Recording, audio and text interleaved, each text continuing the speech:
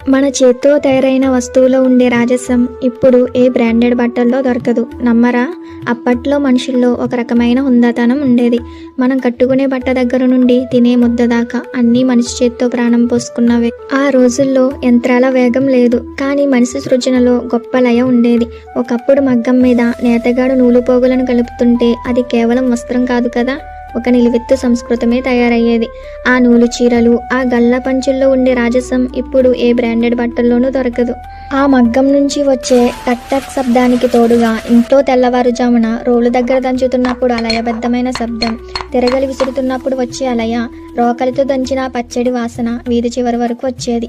ఆ ముద్దలో ఉన్న రుచి ఇప్పుడు ఏ స్టార్ హోటల్లోనూ దొరకదు. కానీ ఈరోజు ఆ మగ్గాలు ఆగిపోయాయి, ఆ రోళ్ళు మూలన పడ్డాయి. యంత్రాల వేగంలో పడి మనిషి స్పర్శలో ఉండే ఆ కమ్మని అనుభూతిని ఎక్కడో వెనక్కి వదిలేసాం. ఆ అద్భుతమైన జ్ఞాపకాలను పార్ట్ 2లో చూద్దాం.